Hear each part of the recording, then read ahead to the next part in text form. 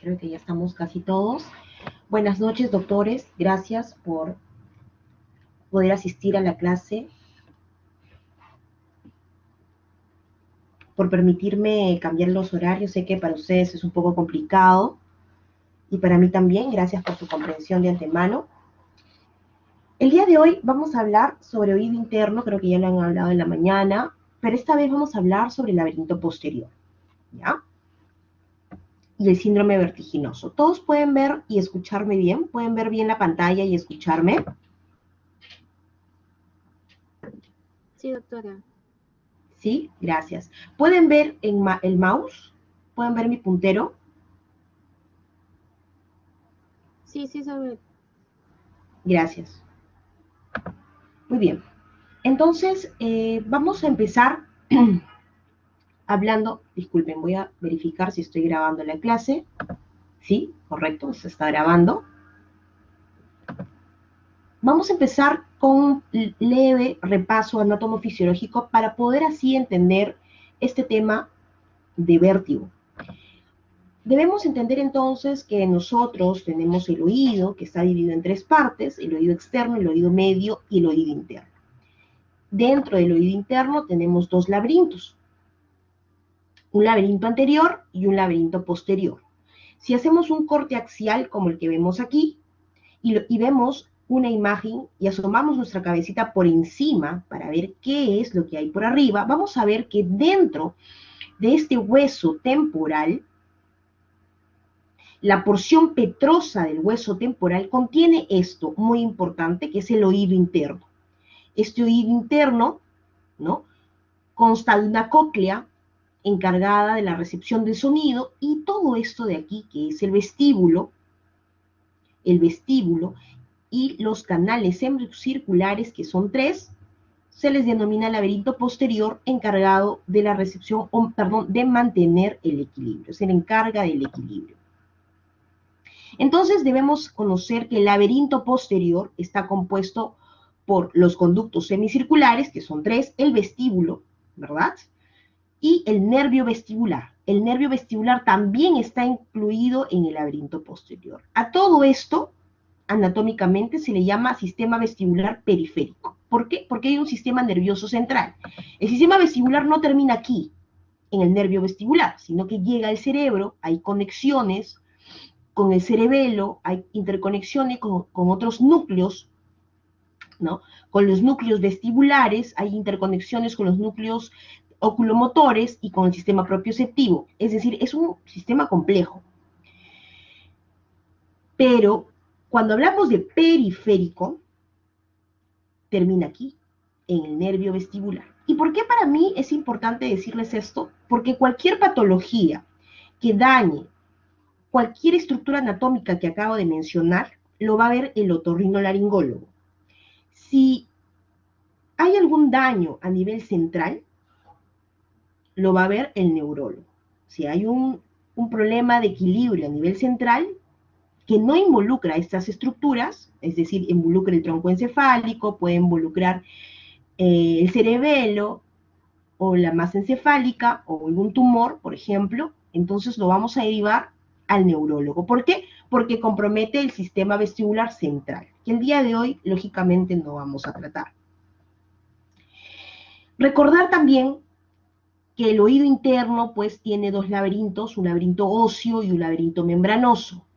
Para mí, recordarles esto es muy importante. Recordar también que dentro de este laberinto membranoso, que es lo que está en morado, se encuentran, ¿no?, el utrículo por dentro, ¿no?, y el sáculo, que son dos sacos comunicados por un ducto, también interconectados con la cóclea. Es decir, que el oído interno no es que esté separado, no es que esté uno por laberinto anterior, posterior y sea diferente, no. Nosotros los denominamos así, pero en realidad es una estructura totalmente comunicada, interconectada, llena de endolinfa, y por externamente tiene otra cobertura, una cobertura ósea, la cual denominamos un laberinto óseo, y que está lleno de perilinfa. La endolinfa la contiene el laberinto membranoso y el laberinto óseo contiene perilinfa. Dentro del laberinto membranoso están los receptores de equilibrio. Dentro del laberinto membranoso tenemos células ciliadas del equilibrio, receptores del equilibrio. Y es lo que vamos a ver el día de hoy. ¿Por qué es importante y recalco esto del laberinto óseo y membranoso? ¿Por qué recalcarles nuevamente que lo óseo está lleno de perilinfa y lo celeste aquí lleno de endolinfa? Y recuerden también este saco con múltiples sacos. Hay células que forman este líquido y también hay un sistema de drenaje. Pues este sistema de drenaje se llama el acueducto vestibular.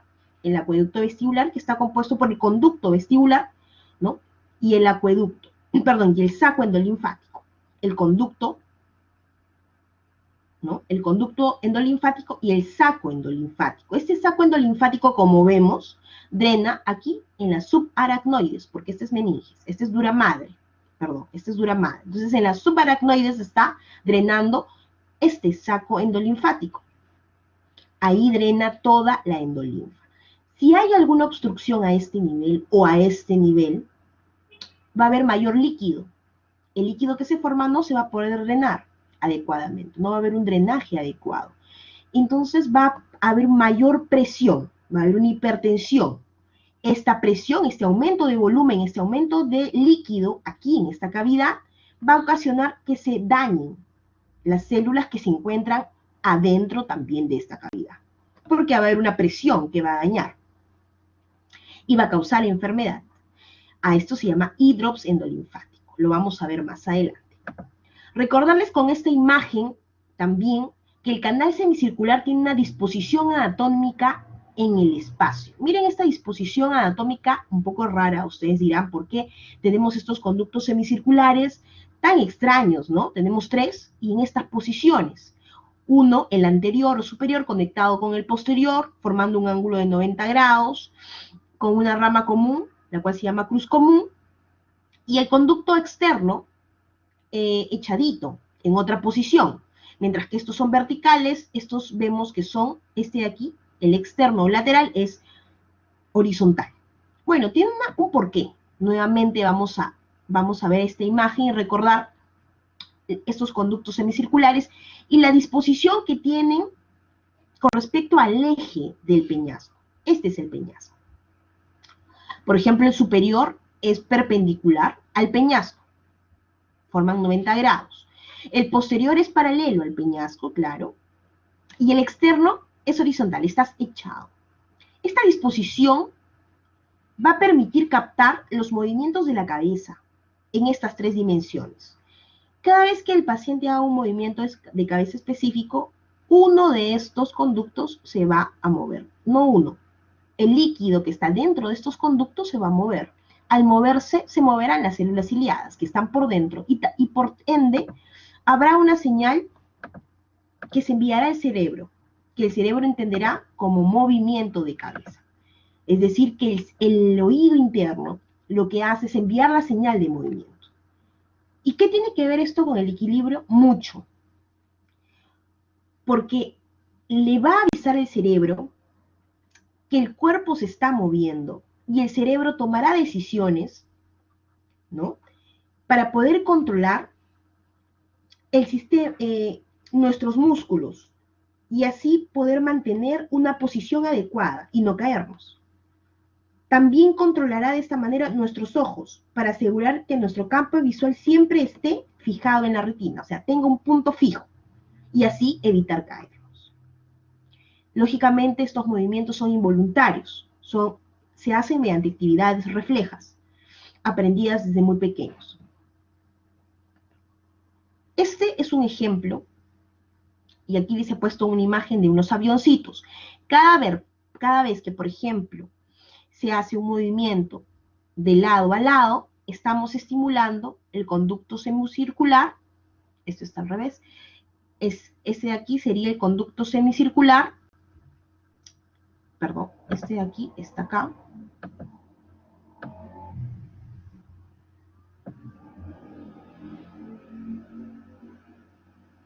y este de aquí es acá.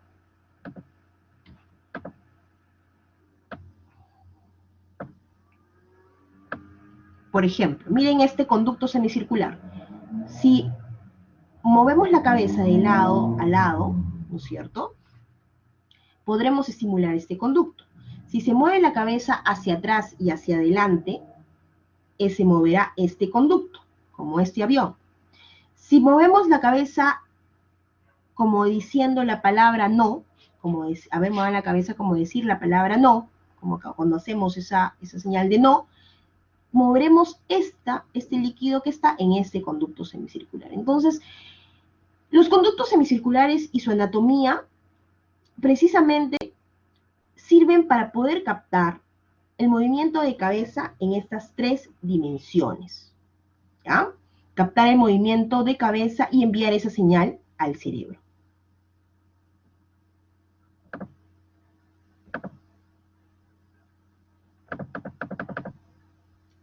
Algo importante que destacar aquí, recuerden la irrigación, nosotros tenemos una arteria muy importante, la arteria auditiva interna. Esta arteria auditiva interna, que ustedes ven acá con sus ramas vestíbulo-cocleares, ¿ya?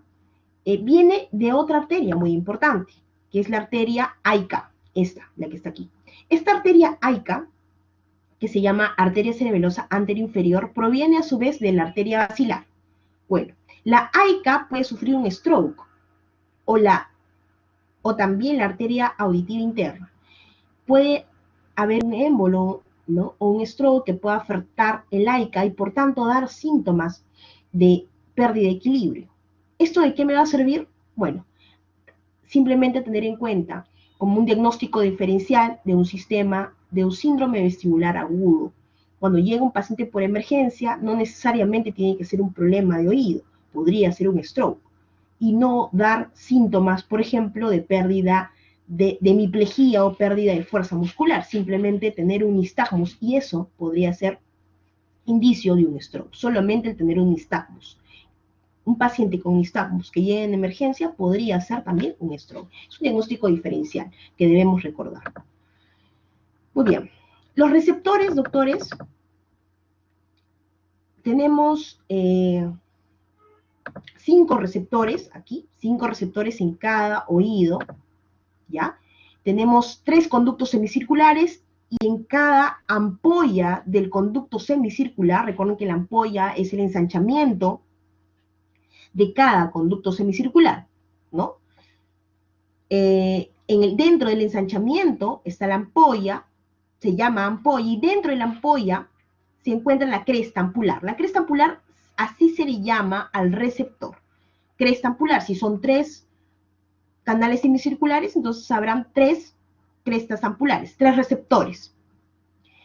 Y el vestíbulo tiene, entonces, 2 sacos, ¿verdad?, que es el utrículo y el sáculo.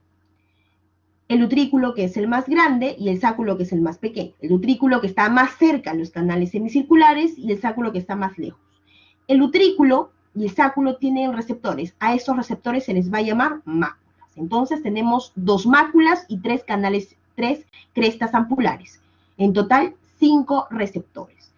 ¿Qué son los receptores? ¿En qué consisten estos receptores? Estos receptores, doctores, son células ciliadas, ¿ya? Son células ciliadas, y acá les pongo las flechitas, por ejemplo, estos de aquí, los que están en verde, que están en el sáculo y el utrículo, son estos, la mácula.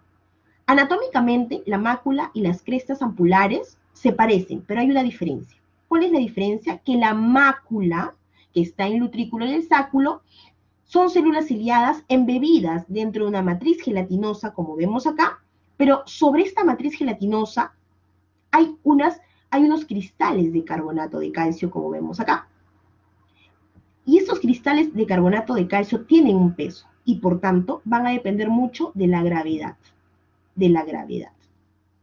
En cambio, los canales semicirculares, aquí las crestas ampulares, que están dentro de los canales semicirculares, por ejemplo, son células igualmente ciliadas, pero que están embebidas en una sustancia también gelatinosa, pero en forma de cúpula,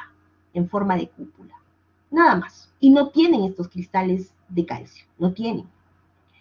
y que también igualmente cada vez que hay un movimiento a este nivel, ya va a haber un movimiento a este nivel, se mueven los cilios y entonces habrá un envío de señal hacia el nervio vestibular. Se mueven los cilios y hay un envío de señal del nervio vestibular. Igualmente aquí se mueven los cilios, se envía la señal al nervio vestibular. Este es el nervio vestibular, ¿verdad?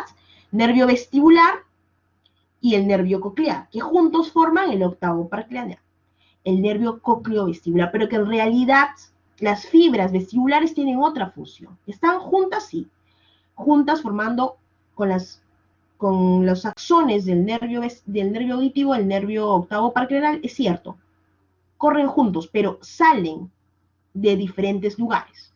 El nervio auditivo saldrá de la cóclea. El nervio vestibular saldrá de todo lo que es el laberinto posterior, de los canales semicirculares y del utrículo y del sacro, llevando la señal, ¿no?, de equilibrio.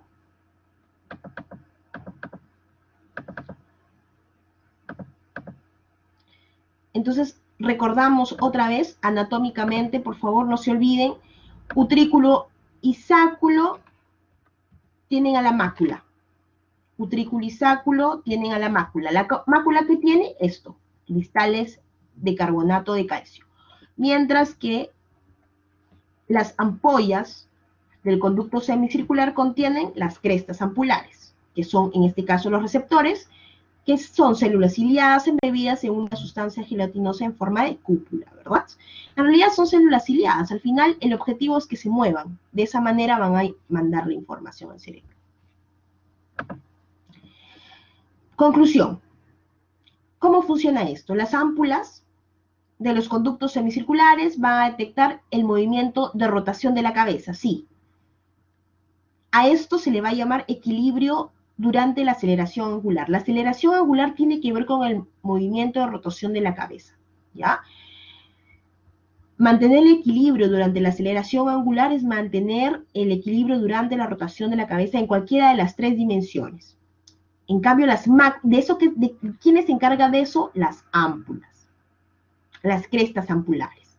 Las máculas del utrículo y el sáculo, en cambio, tienen la función, por tener estos cristales de carbonato de calcio, de encargarse del equilibrio estático, es decir, de la postura del paciente. Ya tiene más que ver con la inercia, con la fuerza de gravedad, con la posición de nuestro cuerpo, con la posición de la cabeza en relación con el cuerpo. Y también se encargan del equilibrio durante la aceleración lineal. Esta aceleración lineal puede ser avanzar hacia adelante, retroceder hacia atrás, ir hacia la derecha, hacia la izquierda, bajar también del ascensor, por ejemplo, subir del ascensor, estar dentro de un auto y que este auto avance. Todos estos movimientos lineales son captados por las máculas, ¿correcto? Muy bien. El neuroepitelio. Vamos a hablar sobre estas células ciliadas, muy importante. De repente ya lo conocen, lo han hecho, pero vamos a repasar. Recordemos entonces rápidamente, porque esto ya lo saben, son células ciliadas, son células especializadas, que se encuentran, que son receptores del equilibrio, van a captar ¿qué? El movimiento, o sea, van a avisarle al cerebro cómo está la posición de la cabeza del paciente, cómo está la posición del brazo, del cuerpo, cómo está el cuerpo inclinado hacia qué lado, apoyado sobre qué. Eso le va a avisar al cerebro. ¿Cómo lo va a hacer? Mediante esta célula ciliada, mediante este receptor de movimiento. Son estas células ciliadas especializadas que están dentro del laberinto posterior, tienen estos cilios, que en realidad se llaman estereocilios, que cada célula ciliada pueden tener entre 50 y 150 estereocilios. Estas células ciliadas, como ven, están unidas por unas proteínas tipo caderinas, son las verdes, que en la parte apical, asimismo, tienen estas proteínas rojas, que son receptores, ¿ya? Pero son receptores mecánicos, mecánicos de canales de potasio. Entonces, recordemos también que como toda célula ciliada, alrededor de qué está, de la endolinfa, ¿verdad? Porque Recuerden ustedes que esto estamos hablando que estamos dentro del laberinto membranoso. Y lo que hay en el laberinto membranoso es endolinfa. ¿Y qué hay? Y que la endolinfa también, recuerden que la endolinfa se parece mucho al contenido intracelular, por tanto está llena de potasio. También recordemos que dentro de las células ciliadas hay uno más grande. A este se le llama kinetocilio. Este kinetocilio y los demás se llaman esterocilios. El kinetocilio es el que comanda. Si el movimiento se da hacia el kinetocilio, entonces va a haber un proceso de despolarización y de envío de señal. Lo vamos a ver a continuación. ¿Cómo sucede? Entonces, estas células ciliadas, al ver movimiento, por ejemplo, de la cabeza, se mueven hacia el kinetocilio. Estos canales de potasio estimulan, porque también van a verse favorecidos por estas proteínas, estas cadeninas que se van al estar unidas, van a jalarse entre sí, van a permitir también su apertura. Este potasio va a ingresar a la célula, vamos a ver, y la va a volver más positiva. Al volverla positiva habrá una despolarización, ¿verdad? La célula creará un potencial de acción. Este potencial de acción receptor permitirá abrir ¿qué canales? Estos canales verdecitos que están aquí, que son los canales de calcio. Estos canales de calcio se abrirán y estos canales sí son regulados por voltaje, el voltaje que había por el potasio. Entrará el calcio. Al entrar el calcio, estas vesículas, ¿verdad? Estas vesículas que están llenas de neurotransmisores van a poder ser transportadas porque el calcio ingresará para poder ayudar a la exocitosis de estas vesículas y así eliminar usualmente el glutamato y el aspartato a este nivel. Es decir, van a estimular así la neurona de primer orden, que es el nervio vestibular. Obviamente es la dendrita del nervio vestibular, ¿correcto? Así funciona. Pero también sucede lo contrario. ¿Qué pasa si en vez de moverse hacia el kinetocilio y producir una despolarización, se mueven hacia el otro lado? Cuando se mueven en contra del kinetocilio, al lado contralateral del kinetocilio, no se puede aperturar los canales de potasio. Las cadeninas no se abren. Entonces, las cadeninas no permiten la apertura tampoco, se cierran más. Y por tanto no hay nada, no hay potencial de acción, no hay envío de señal, y por tanto hay una hiperpolarización. ¿Ya? Así actúa el cerebro. Recuerden ustedes entonces que los canales semicirculares tienen que ver con la aceleración angular. Aceleración angular quiere decir el movimiento rotacional de la cabeza. Creo que yo había corregido estas diapositivas, pero ya creo. Vamos a pasar aquí. Importante. Esta también la voy a guardar. Ya saben que esta aceleración angular, este equilibrio, ¿no es cierto?, angular que se da gracias a estos canales semicirculares que están en los diferentes planos sagital, frontal y horizontal, que nos permite captar el movimiento en estas tres dimensiones, ¿no? Y esto es un ejemplo de lo que sucede. Vamos a suponer que nosotros damos un giro hacia la derecha, rotamos la cabeza hacia la derecha. Por la inercia, el contenido dentro del conducto semicircular se moverá hacia el lado contralateral. Y de esta manera estimulará hacia el lado contralateral estos cilios que se encuentran, estas células ciliadas que se encuentran en la cúpula, ¿verdad? Esta es la cresta ampular y este es el conducto semicircular, ¿no? Esta es su cresta. Ahí está la cúpula, como la vemos. Al moverse estos cilios, igualmente habrá una señal, que puede ser de excitación, ¿no?, de despolarización o de inhibición, de hiperpolarización, dependiendo hacia dónde se mueven los estereocilios, si es hacia el kinetocilio o al lado contrario del kinetocilio, como ya le hemos hablado. Así funciona. Otro ejemplo, chicos, para cerrar esta parte. Conducto semicircular horizontal.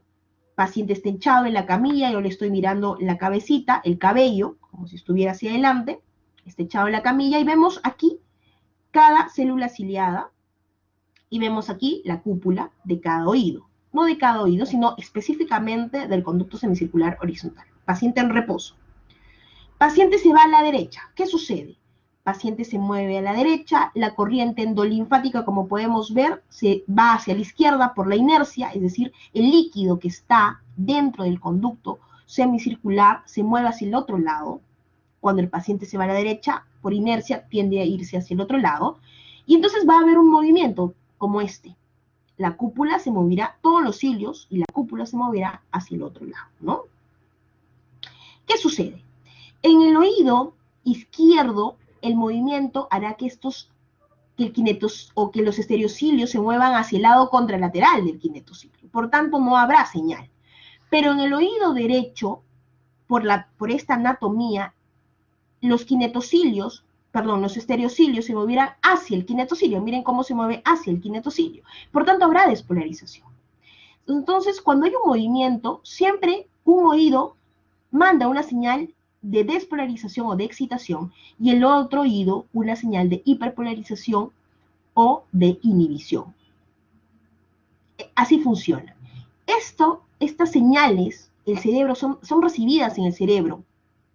Y lo que el cerebro interpreta con esta señal neurológica, señal neurogénica, es que hay un oído que se está moviendo y que es el derecho, porque la información es el derecho, nada más, ¿no?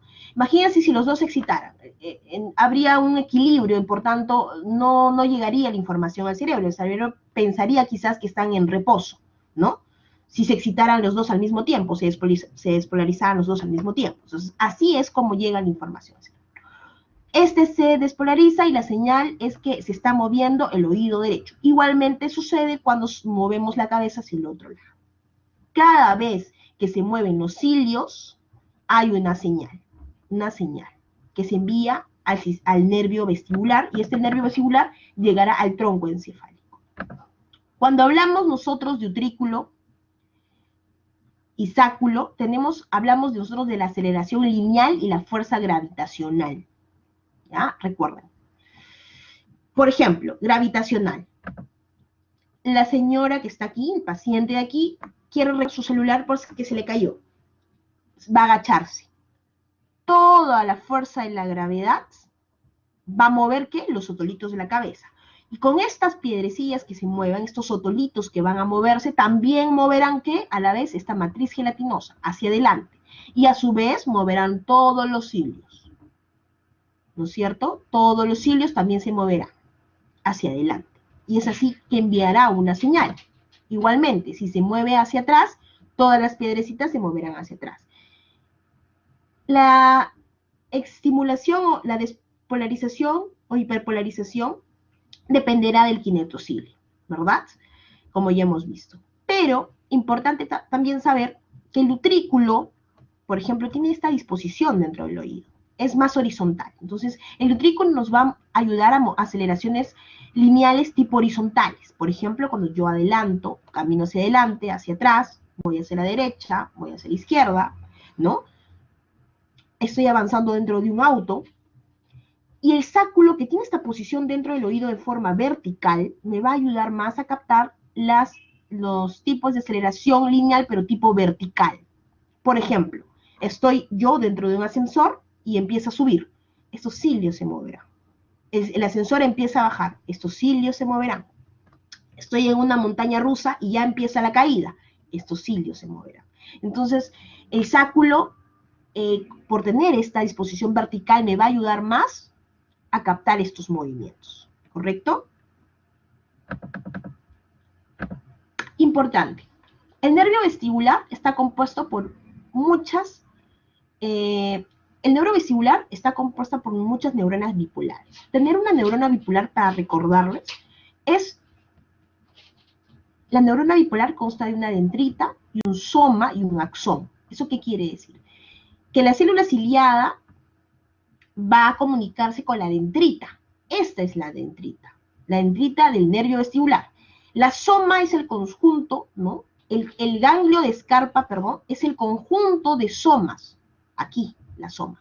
Y lo que sigue será los axones, las fibras axonales del nervio vestibular. El axón es lo que ya se va a juntar con el nervio auditivo para formar el cócleo vestibular. Es así, básicamente, cómo funciona. Y recordarles también que anatómicamente, cuando van a salir estas fibras y se van a juntar las fibras auditivas con las fibras del nervio vestibular superior e inferior, porque así se dividen al inicio, van a atravesar el conducto auditivo interno, el CAI.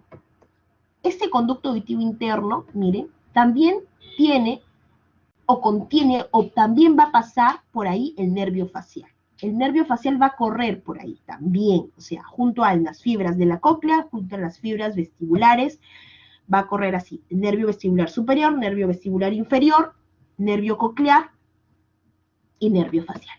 Así van a correr dentro del conducto auditivo interno. Y esto, miren, como sale de aquí de la parte de la porción petrosa, y van a entrar hacia dónde. Bueno, el cócleo vestibular va a ingresar hacia la parte del ángulo pontocerebeloso. ¿Para qué? Para unirse a la segunda neurona, que son los núcleos vestibulares que se encuentran en el tronco encefálico.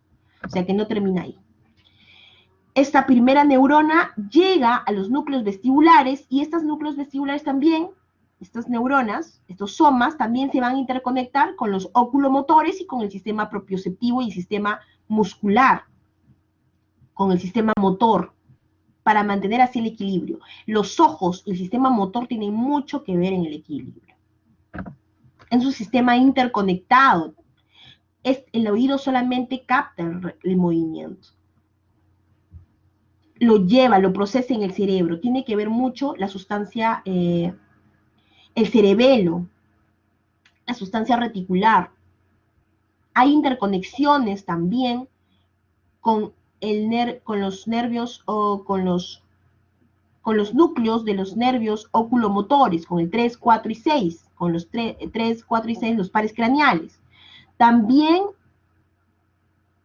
hay interconexiones con el tracto vestíbulo espinal medial y lateral, que es un tracto motor, que se encargan de la postura, o sea, de los músculos cervicales, ¿no? Entonces también tiene que ver con eso, porque el equilibrio dependerá de eso.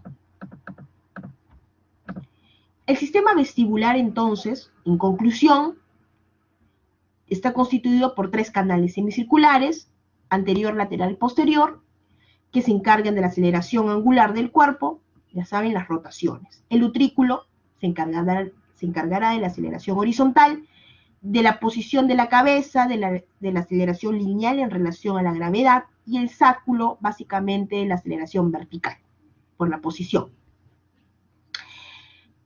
Y esta información será llevada a través del nervio vestibular, que es el octavo par craneal, partes de las fibras del cuarto par craneal. Hasta ahí pongo una línea porque hasta ahí es el sistema vestibular periférico. Hasta ahí. Luego será llevado a los núcleos vestibulares que se encuentran en el tronco encefálico y tendrá muchas conexiones tanto aferentes y eferentes, interconexiones, como lo hemos visto. Todo esto a partir de los núcleos vestibulares del tronco encefálico tiene que ver ya con el sistema nervioso central. No lo vamos a tocar, pero lo tenemos que conocer. Entonces, ya repasado un poco la parte anatómica para poder entender las patologías, tenemos que entender qué es el equilibrio. Entonces, el equilibrio, chicos, es una actividad refleja mediante el cual nosotros podemos mantener una postura corporal con respecto a la gravedad y a la inercia, sin caernos. ¿Ah? Es decir, es como, es el estado, por ejemplo, inmóvil de un cuerpo sometido a la acción de la gravedad, que logra mantenerse en reposo sobre su propia base de sustentación. Es decir, que vence la gravedad para no caerse. Eso, por ejemplo, lo que acabo de mencionar, es el equilibrio, pero en reposo. También puede ser un equilibrio dinámico, que es un equilibrio de movimiento. Por ejemplo, cuando un acróbata o un gimnasta hace una acrobacia, una voltereta, ¿no? Un triple salto y no cae. Logra un equilibrio dinámico también. Entonces, ¿qué es el sistema del equilibrio? El sistema del equilibrio informa a nuestro cerebro sobre nuestra orientación y los cambios de la cabeza, ¿ya? Entonces, los oídos informan al cerebro, ¿no es cierto? Sobre todo los cambios de postura, orientación, etc. Movimientos de cabeza. Esta información, o con esta información, nuestro cerebro va a controlar ¿qué sistemas? Va a controlar nuestros músculos para poder mantener una posición adecuada y no caernos. Y también va a poder, nuevamente digo, ¿no? Controlar nuestros ojos para poder asegurar que nuestro campo visual esté fijo, esté fijado siempre en la retina, esté fijado siempre en un punto fijo y así no caernos. Esa es la esencia. Para nosotros mantener el equilibrio, siempre mantenemos la mirada fija en un punto. No lo pensamos, es autónomo, lo hacemos mediante reflejos. El equilibrio, entonces, depende, ¿no?, del aparato visual, del sistema vestibular y de la sensibilidad proprioceptiva. Todos estos sistemas van a enviar señales, información al cerebro que van a ser procesados dentro de los centros encefálicos, núcleos vestibulares o sustancia reticular. Va a haber un input, pero también va a haber un output. Este procesamiento de aferencias de información de cómo está en nuestro cuerpo, de lo que pisamos. Por ejemplo, si estamos pisando una superficie dura o una superficie blanda. Cuando es una superficie blanda, inmediatamente el cuerpo tiene que saberlo porque tiene que saber cómo equilibrar, qué movimientos realizan nuestras piernas para no poder caernos, ¿no? Fijar la mirada inmediatamente. O sea, al mismo tiempo que mira sobre dónde estoy avanzando, subiendo las escaleras, al mismo tiempo que envía la información que estamos subiendo una escalera, dónde estamos pisando, dónde estamos yendo, o si hay un precipicio al costado, también está al mismo tiempo enviando eferencias, fijando la mirada para poder no caernos. Entonces, hay aferencias y también hay eferencias. Las eferencias usualmente se dan mediante movimientos oculares, mediante reflejos, básicamente. Existen 3 reflejos muy importantes en el ser humano. Estos reflejos se llaman el reflejo vestíbulo ocular, que es el BOR, el reflejo vestíbulo espinal y el reflejo vestíbulo cólico. El reflejo vestíbulo ocular y el reflejo vestíbulo espinal son los más importantes y los más desarrollados en el ser humano. En otros animales, por ejemplo con las aves, el reflejo vestíbulo cólico es más desarrollado.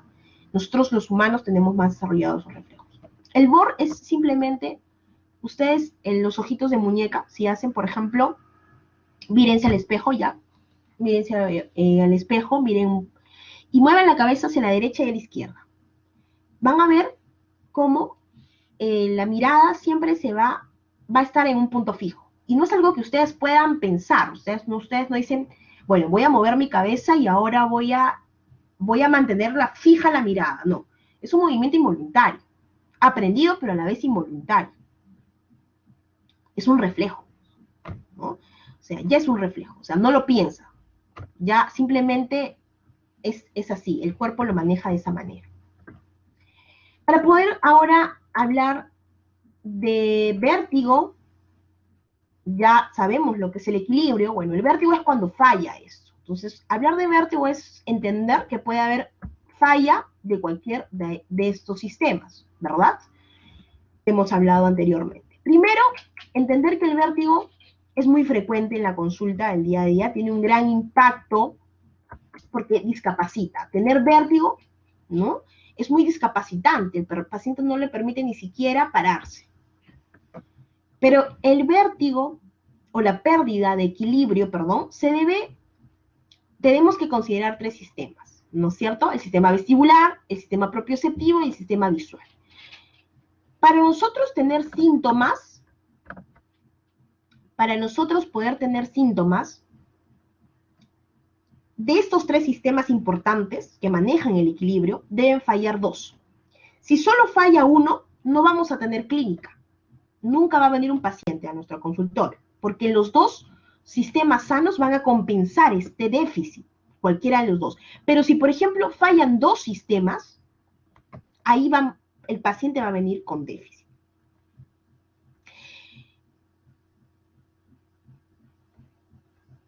quiero que quede claro, chicos. Entonces, esta imagen está, creo que se me ha alterado un poco las diapositivas, pero que el oído, en todo caso, para concluir aquí, el oído funciona como un giroscopio. El giroscopio es lo que tienen los aviones, ¿no? Dentro de la cabina, y les avisa cómo está ubicado el avión. Si está yéndose muy a la derecha, si el ala está en el centro, si está muy a la izquierda. Es lo mismo que lo ocurre con el oído. Es lo mismo que ocurre con el oído. El oído interno, el laberinto posterior del oído interno, es el giroscopio de nuestro cuerpo. ¿Ya? Bueno, hablamos de vértigo. Pero existen conceptos un poco confusos. Vértigo no es lo mismo que mareo y no es lo mismo que inestabilidad. Y ya existen clasificaciones, ya existen definiciones, ya dentro de consensos bien establecidos. Por ejemplo, el mareo es una sensación de flotación, de aturdimiento, de embotamiento, ¿no? El paciente no siente que se mueve, ¿ah? Simplemente se siente medio desorientado, medio como que siento que floto, como me siento así, es así la descripción. La inestabilidad o desequilibrio es cuando el paciente siente que su cuerpo se va a la derecha, o su cuerpo se va a la izquierda, o se va hacia adelante, pero no puede controlar el movimiento de su cuerpo. Puede estar caminando y siente que todo su cuerpo se va muy a la derecha y no lo puede controlar. Puede estar sentado y se puede estar yendo hacia la izquierda, o se puede estar cayendo hacia adelante, no lo puede controlar, pero no hay sensación de movimiento, no hay falsa sensación de movimiento. En cambio, el vértigo, miren, les traigo esta imagen para que recuerden, es una sensación de giro. El paciente siente que se mueve, siente que gira. Vértigo viene de la palabra vertere, que significa dar vueltas. Es la sensación distorsionada de movimiento. Es una falsa ilusión. Es una ilusión, no una falsa ilusión, una ilusión de movimiento. Es una ilusión de movimiento. Es la sensación de que todo se mueve alrededor de nosotros, o nosotros nos movemos alrededor de las cosas. Si sentimos que todo se mueve alrededor nuestro, es un vértigo objetivo. Si sentimos que las cosas se mueven alrededor nuestro, es un vértigo objetivo. Si nosotros nos movemos alrededor de las cosas, es un vértigo subjetivo. ¿Ya? Es una ilusión de movimiento, no es una falta de ilusión, no, más bien es una ilusión de movimiento. Es decir, usted está sentado sin moverse, pero usted siente que se está moviendo y siente que todas las cosas se están moviendo alrededor. Siempre cuando hablamos de vértigo, suele presentarse un cortejo vegetativo si este vértigo está asociado a problemas del oído, no cuando es asociado a problemas centrales, ¿no? Y es muy frecuente. Chicos, cuando ustedes encuentren vértigo en las personas, es un problema del oído. O sea, cuando ustedes encuentren mareos, inestabilidad, lo tienen que derivar al neurólogo o al endocrinólogo. Quizás, no sabemos, si hay un trastorno metabólico, quizás una hipoglicemia nos puede dar un mareo. Una secuela de stroke, un tumor nos puede dar una inestabilidad, una pérdida de equilibrio. Pero un vértigo, como tal, ya identificado, es un signo importante, es un síntoma muy importante para poder encontrar, ¿no?, una alteración del oído interno. Si encontramos vértigo en un paciente, esto significa que muy probablemente hay una lesión del oído interno. ¿Por qué digo muy probablemente? Ahora viene el porqué. Porque podemos encontrar que esta lesión de vértigo se deba a cualquier parte del sistema vestibular, pero recuerden que el sistema vestibular tiene una parte periférica y una parte central. Entonces, si es periférica, si encuentro signos de vértigo periférico, derivaré al otorrino. Si encuentro signos de vértigo central, lo derivaré al neurólogo. Entonces, este conocimiento es muy importante para ustedes, porque de esto dependerá el buen manejo de nuestro paciente. No es que lo voy a derivar a cualquier lado. Lo tengo que derivar de acuerdo a la clínica que yo encuentre. Cuando encuentre un paciente con vértigo, lo que primero que tengo que ver son los ojitos, porque en los ojitos voy a encontrar un nistagmus. El síntoma se llama vértigo, la sensación de giro. Pero ¿qué sucede en los ojitos? Hay una sensación, no, perdón, hay un movimiento involuntario de los ojos. Es un movimiento involuntario de los ojos, como lo vamos a ver a continuación. Quiero que presten atención a este movimiento. Miren el paciente, por favor.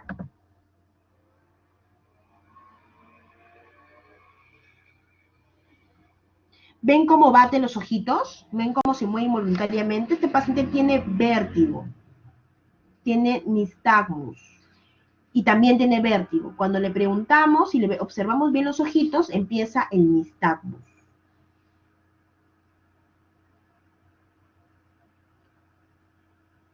A ver, ¿hacia dónde está batiendo el ojito? ¿Hacia la derecha o hacia la izquierda?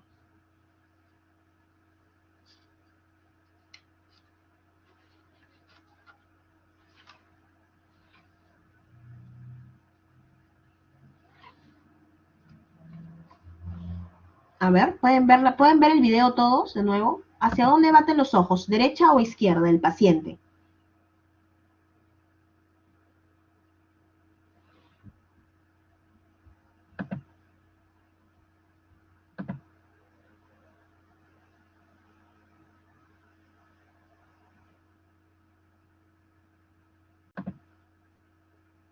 ¿Nadie? ¿Ningún voluntario? ¿O todos ya se fueron a dormir?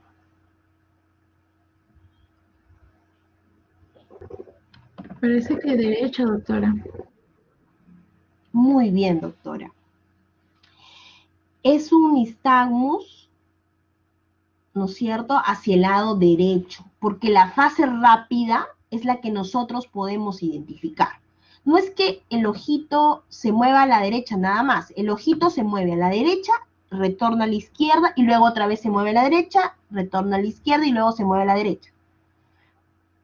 Pero el movimiento de la fase rápida es la que nosotros podemos visualizar. La fase lenta no se visualiza, es la que predomina en la fase rápida. Hay una fase lenta y una fase rápida del nistagmus. La fase rápida es la que vemos, por eso es la que nosotros podemos identificar, es a la derecha. Muy bien. Este nistagmus es un nistagmus hacia la derecha, es un nistagmus horizontal, porque el ojo se está moviendo, ¿no?, de forma horizontal. Muy bien. Pero cuando nosotros tenemos esto, una vez que hemos encontrado el vértigo y luego evaluamos el nistagmus, la presencia de un nistagmus, tenemos que ver o definir si será central o periférico. Es decir, en otras palabras, si estará la lesión en la parte del cerebro, del sistema nervioso central, o es que está en el oído la lesión. Tendré que derivarlo al neurólogo o al otorrino. Y he aquí la forma de diferenciarlo. Es muy importante saber cómo diferenciar un vértigo, si es periférico o central. Son los tipos, los dos tipos. Clínicamente hay formas de diferenciarlo y de eso va a depender la anamnesis. Por ejemplo, el inicio es brusco e intenso cuando es periférico, es decir, cuando es del oído. La evolución suele ser corta, episódica, por episodios, es decir, pasa en la mañana, al día siguiente vuelve a ocurrir, o de acá a 3 semanas, o de acá a 1 semana, o de acá a 3 meses. Episódica. Horizontal, un vértigo periférico horizontal suele ser periférico. Se fatiga, es decir, se cansa, se agota, es decir, para. Unidireccional es solo una dirección, no es multidireccional. Si siempre está batiendo hacia la derecha, siempre va a batir hacia la derecha. No puede de pronto batir hacia arriba y abajo, hacia la izquierda, no. Si empieza a batir hacia la derecha, es a la derecha. Y cuando cambie la posición del ojito y le diga, mire usted a la derecha, mire arriba, mire abajo, mire a la izquierda, tiene que seguir batiendo hacia la derecha. No puede cambiar de posición. Si cambia de posición, se vuelve multidireccional. Y si es multidireccional, es un vértigo central. Usualmente, cuando ya tenemos la sospecha que es un vértigo periférico, podemos predecir que la lesión está al lado contralateral. Por ejemplo, si el oído bate hacia la derecha, probablemente el oído afectado es el izquierdo. Cuando es central, no. Siempre va a batir hacia el lado de la lesión. Si es un tumor en la derecha, el ojito probablemente bata hacia la derecha. Con respecto a los síntomas audiológicos, pues el vértigo periférico está asociado más a estos. Por ejemplo, está asociado a hipoacusia, a tinnitus. ¿Por qué? Porque por la cercanía del oído interno, ¿no es cierto? Recuerden que el oído interno es uno solo. Y si hay, por ejemplo, un aumento de presión, un hidropsando linfático, tiene que haber un compromiso también de la cóclea. Sería un ejemplo. Pero en cambio no está relacionado a síntomas neurológicos, como sí lo está un vértigo central. Hay, por ejemplo, pérdida de conocimiento. Cuando ustedes vean que el paciente hay pérdida de conocimiento, tenga dolor de cabeza muy intenso, tenga un Babinski positivo o tenga otro compromisos de pares craneales, tienen que pensar que puede estar comprometido por un tumor, pensar que puede ser un vértigo central, ¿no? Cuando hay náuseas y vómitos, es periférico, es del oído. A pesar de que el cuadro es hay náuseas, vómitos, muy intenso, ¿no? El cortejo vegetativo está asociado a un compromiso periférico. En cambio, cuando es un tumor, por ejemplo, no se presentan náuseas y vómitos. En el central es usualmente lento, progresivo. Va creciendo poco a poco la lesión, es lento, persistente, tiene larga duración. En cambio, el periférico suele ser corto, como le mencionamos. El nistagmus es vertical, o sea, bate de arriba hacia abajo. También puede ser horizontal. Sí, puede ser horizontal también. Por eso ahí nos podemos confundir. Pero cuando es vertical, siempre es central. No hay vertical periférico. No existe. No se fatiga, no cansa, no para. Puede ser multidireccional. Si es horizontal, nos indica, si bate hacia la derecha, entonces la lesión es a la derecha. No está asociado a trastornos auditivos, no va a haber pérdida de la audición, no va a haber sensación de oído tapado, no va a haber acúfenos, no va a haber tinnitus, etc. Muy bien. Vamos a pasar a ver, por ejemplo,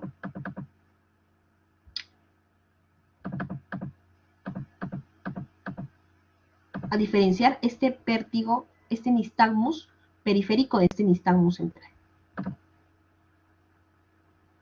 Miren este nistagmus periférico nuevamente.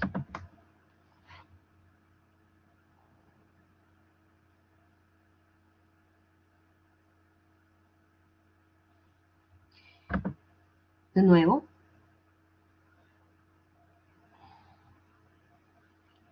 Este ojito, ¿hacia dónde bate? ¿Hacia la derecha o hacia la izquierda?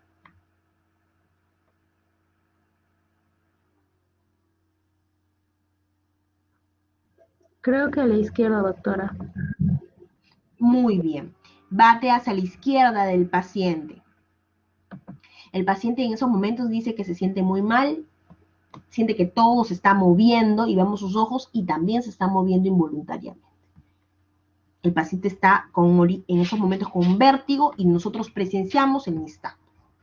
Se está moviendo el ojito hacia el lado izquierdo. Eso quiere decir que la fase rápida se encuentra hacia el lado izquierdo, pero que si suponemos que es periférico, la lesión ¿dónde estará? Está aquí, en el lado contralateral. Vamos a pasar a ver un nistagmus central.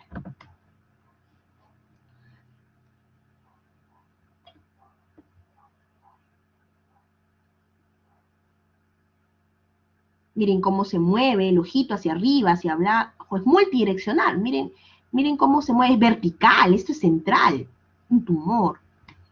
Podría ser. Miren, vertical, nistagmus verticales, miren. Este nada más se está moviendo, vertical. Nistagmus central.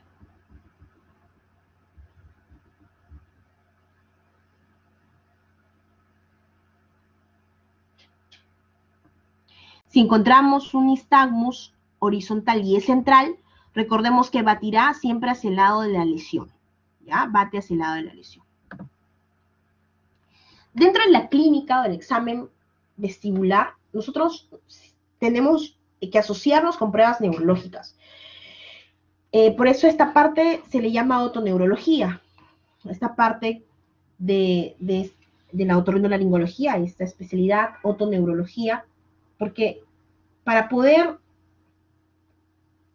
hacer un buen examen y poder identificar si es un vértigo periférico central, debemos de basarnos en estas pruebas también neurológicas. Utilizamos el Romberg, el Lutemberger, el test de la marcha, ¿no? Que ya nosotros conocemos.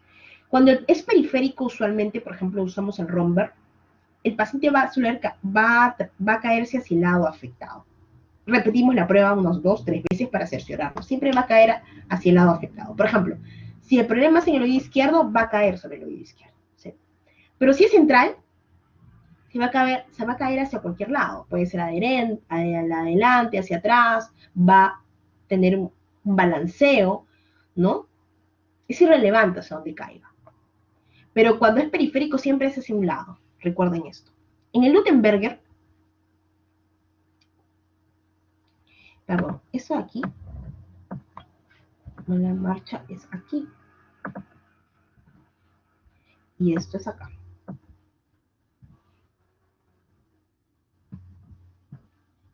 Creo que esta es mi otra diapositiva, creo que estaba ya me he corregido.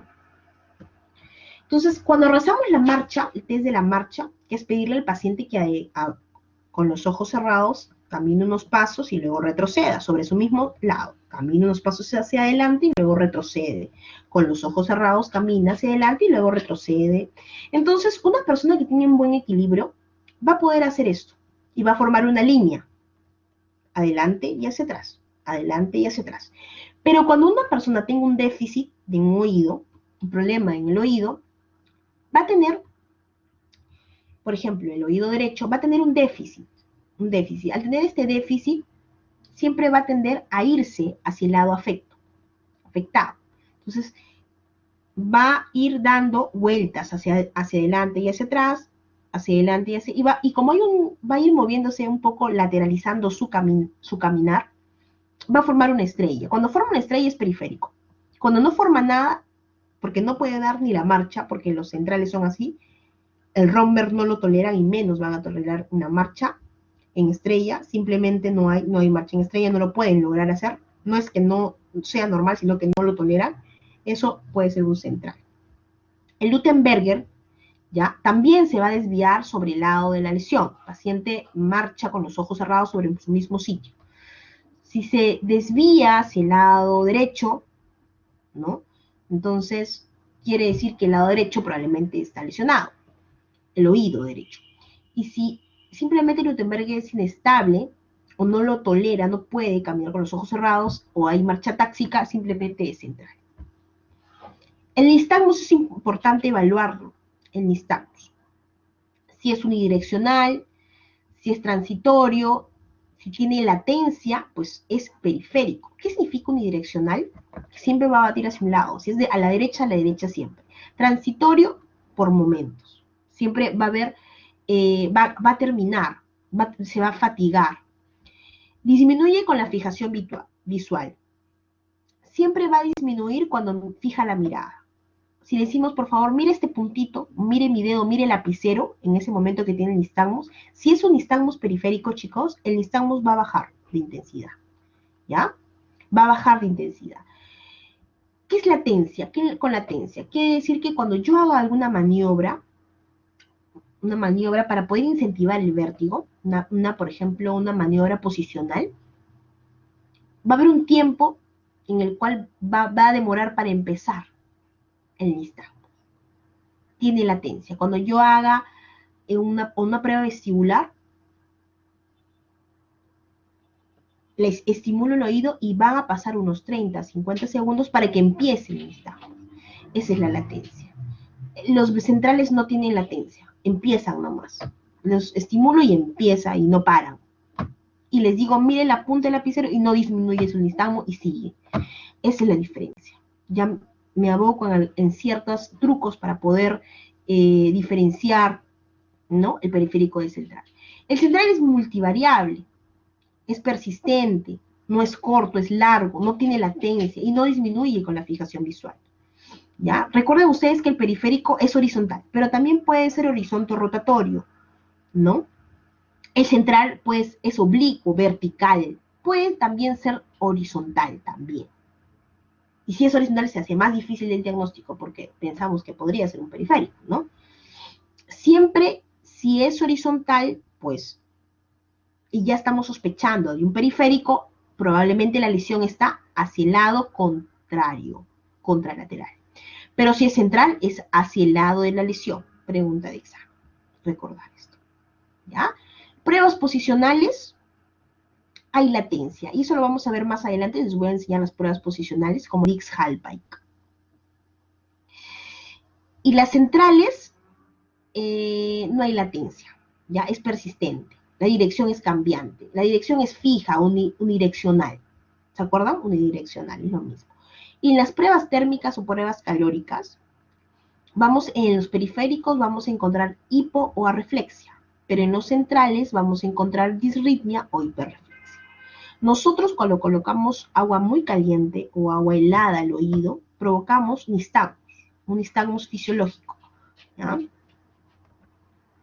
Este nistagmus que ocasionamos lo tenemos en todos los pacientes sanos. Si yo les hago a ustedes, a cualquiera de ustedes que tengan un oído sano, van a empezar a hacer un nistagmus. Si le coloco agua helada a ustedes, en el oído derecho inmediatamente van a hacer el nistagmus. Pero ese nistagmus se va a agotar. Por ejemplo, va a durar unos 2 minutos y 30 segundos. Si este nistagmus dura 30 segundos solamente, se llama hiporreflexia. Si al colocarle agua helada no hace nistagmus, es arreflexia. Hay una alteración. Si, por ejemplo, les coloco el agua helada, pero en vez de 2 minutos me hacen 6 minutos de reflejo, de nistagmus, hay una hiperreflexia. Entonces, que me indica más o menos que es central. ¿No? Entonces, mucho importa también medir el tiempo de este reflejo vestibular.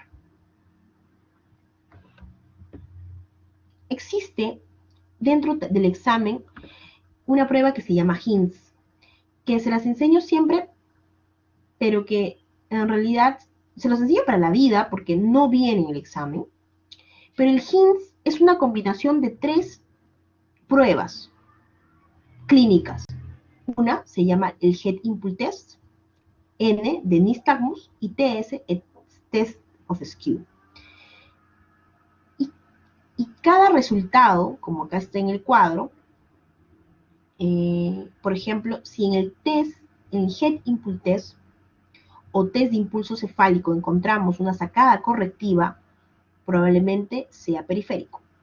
Si el BOR está conservado, el reflejo oculomotor está conservado, probablemente sea central. O sea, si sale normal, el Head Impulse Test me orienta que podría ser central.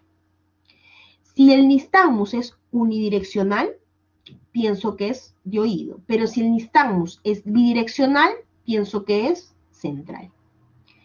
Si el test of skew sale con una corrección vertical, de arriba a abajo, pienso que es central. Si no sale corrección o sale una corrección horizontal, puede ser periférico. ¿Ya? Entonces, vamos a ver el examen. Miren, este es el test de impulso cefálico, ¿no? Es girar la cabeza del paciente de forma abrupta sin consultarle porque él no tiene que estar preparado para ver qué es el reflejo. ¿El reflejo de qué? El reflejo de los ojitos de muñeca. ¿Se acuerdan que les decía? Si ustedes mueven su cabeza a la derecha o a la izquierda, yo les digo que miren un punto fijo, inmediatamente los ojos se van a quedar en el medio. Pero, ¿qué sucede? Eso es un reflejo, no lo piensan. Es un reflejo, es muy rápido. Giren la cabeza, mientras están leyendo lo que yo digo, giren la cabeza a la derecha y a la izquierda. La fijación de la mirada, el ojito se queda en el medio. Pero ¿cómo el ojito puede quedarse en el medio? El ojito se queda en el medio porque inmediatamente la cabeza se mueve hacia la derecha, por ejemplo, los músculos oculomotores jalan el ojo hacia la izquierda. Es la única forma de que se queden los ojitos en el medio. Entonces, hay una conexión directa con los músculos oculomotores. mediante un reflejo. No lo piensan, no le dicen oculomotor, muévete, no. O esta vez que voy a mover mi cabeza, muévense por favor músculos oculomotores, jalen mis ojitos hacia el lado, otro lado. No, no lo dicen, no lo piensan, es involuntario, es un reflejo. Entonces, miren, pero cuando este BOR tiene una sacada correctiva, es decir, lo hace con error. ¿Qué significa hacerlo con error? Significa que cuando llevamos a la cabeza hacia la derecha, los ojos también se van a la derecha, no se quedan en el punto fijo, en el medio, se van hacia la derecha. Pero como inmediatamente el cerebro se da cuenta de ese error, lo regresa, el ojito. El ojito lo mueve, pero lo mueve lento, no lo mueve en el momento que muevo la cabeza, sino que se demora en llevar el ojo hacia el medio. Miren lo que pasa. ¿Ven cómo el rojito regresa? Eso no debe pasar. Ahí está. ¿Vieron eso? De nuevo. Ahí. Ahí. ¿Cómo regresa el ojo? No debe regresar. Inmediatamente muevo a la derecha, el ojito debe mantenerse en el medio. Y se mantiene en el medio no porque no se haya movido. No. Si yo muevo la cabeza, todo se mueve.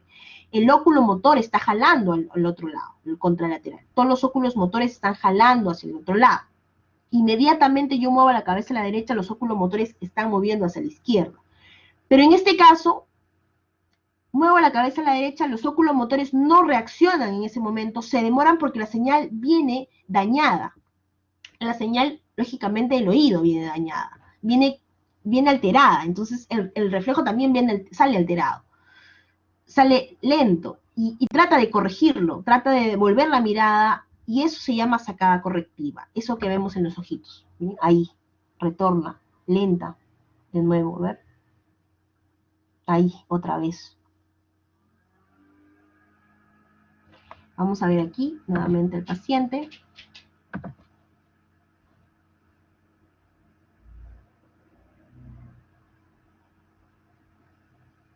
Ahí está. ¿Ven cómo retorna el ojito? Eso no debería ser. Eso es una sacada correctiva. Cuando encontramos esto, pensamos que es periférico.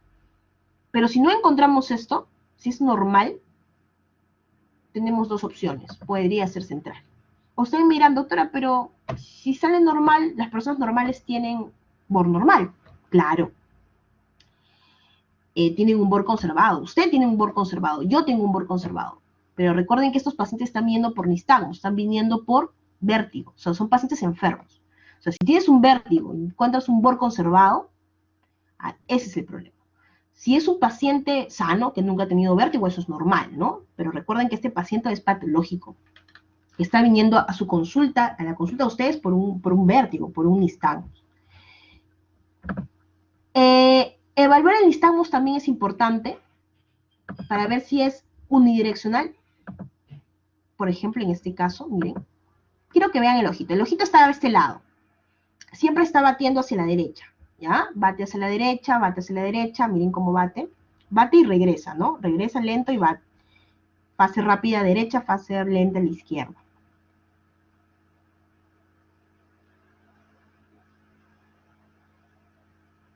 Y miren, ahí le pido, o le pedimos que mueva el ojo hacia la derecha. Igual, miren, mueve el ojo hacia la derecha, pero el ojito sigue batiendo hacia la derecha. O sea, le decimos que baje la mirada y el ojito sigue batiendo hacia la derecha. Le decimos que mire hacia el otro lado y sigue batiendo el ojito hacia la derecha. O sea, en cualquier posición que yo ponga mi ojito, sigue batiendo hacia la derecha. Se respeta. Eso es unidireccional. ¿Ya? Y el test de desviación oblicuo es este, miren. Es muy fácil. Es ocluir un ojito a la vez. Un ojito a la vez para ver esta desviación. Miren cómo baja. Ocluyo uno, normal. Y miren cómo baja. Quieren que vean cómo este baja. Miren. Y luego, miren, un punto fijo y pum, baja. Es involuntario, ¿no? El paciente no se da cuenta. Cuando encuentren esta desviación vertical, tienen que pensar en un problema central. ¿Y en qué problema estamos pensando? Bueno, este examen siempre se lo tienen que hacer a un paciente que viene en emergencia. Porque el HIMSS sirve para síndromes vestibulares agudos. Agudos son los pacientes que vienen con nistagmus en emergencia. ¿Para qué? Para diferenciar strokes. Strokes, miren chicos. Eso es un análisis, un metaanálisis, donde se ha determinado que en las primeras 24 horas el HINS llega a ser mucho mejor para diagnosticar un stroke, más sensible para diagnosticar un stroke, que una tomografía o una resonancia magnética en las primeras 24 horas. O sea que si un paciente tiene un stroke, ustedes le van a sacar una tomografía o les van a tomar una resonancia, si es un stroke dentro de las primeras 24 horas va a salir negativo. Pero ustedes le hacen el HINS, le encuentran el test de SKU y ustedes van a sospechar que es, ya dicen, un stroke. Lo voy a derivar al neurólogo y le pueden salvar la vida a ese paciente. O sea, qué importante, ¿no? Qué importante. Entonces, el pronóstico del paciente va a cambiar por una buena decisión de ustedes. Ustedes han estado en la clase de la doctora. Muy bien. Y no se han quedado dormidos. Muy bien, chicos. Entonces, vamos a pasar ahora a ver las patologías. Dentro de este síndrome vestibular periférico, existen muchas enfermedades, ¿verdad? Cuando nosotros ya decimos, uy, este es un síndrome periférico, entonces tenemos que buscar cuál será entonces la enfermedad que encaje con mi paciente. ¿Cuál será el diagnóstico? Muy bien, hay variantes. Por ejemplo, la laberintitis es una inflamación o una infección del oído interno que puede ser de etiología bacteriana o viral. Usualmente el paciente refiere que tiene un antecedente de una otitis media colestetomatosa, ¿no? O una otitis viral, y evidenciamos esto. Por ejemplo, hacemos una otoscopía y vemos una perforación, hacemos una otoscopía y vemos pus en el oído, vemos secreción purulenta con una membrana timpánica perforada, o podemos ver vesículas herpéticas, ¿no? De virus herpes zóster, o podemos ver un colesteatoma, una perforación, y ahí estar en la parte flácida o en el ático, una secreción, un tejido blanquecino, perlado, que solemos pensar que puede ser un colesteatoma, y sabemos que ese colesteatoma, cuando es muy, muy grande y va creciendo con el paso de los años, puede incluso carcomerse muchas partes del conducto cadenocicular, y también por la cercanía puede comerse parte del conducto semicircular externo, que es lo que está ahí, más cerca al oído medio. Y también, cuando esto llega a lesionar, pues va a haber salida de perilinfa y por tanto va a haber una alteración de estos líquidos perilinfáticos, va a haber vértigo, va a haber nistagmus, va a haber un prejuicio, un daño a nivel de los conductos semicirculares, no van a trabajar adecuadamente. Por un colesteatoma que haya perforado, ¿no? O haya hecho una fístula a nivel del conducto semicircular. Pero no solamente eso, una inflamación o una infección, como mencionamos antes, puede también llegar al oído interno. Si hay una membrana timpánica perforada muchos años y ese oído se va infectando, bueno, en una de esas, a una infección tan grande, ya tantos años empieza a haber resistencia bacteriana, el antibiótico no le hace nada, y la bacteria que está en el oído medio, porque pasa rápidamente, porque la membrana timpánica está perforada, infecta el oído, perfecto, el oído medio, y ahí nomás está la ventana redonda y la ventana oval, ¿no es cierto? Y entra por ahí también a infectar el oído interno, y parte del oído interno va a ser, también puede atacar el laberinto posterior y causar vértigo, causar nistagmus, o sea, una infección o una inflamación. Muy bien. Pero aquí siempre, chicos, tiene que haber un antecedente, ¿no? De infección. Para hablar de laberintitis, tiene que haber un antecedente de inflamación o de infección.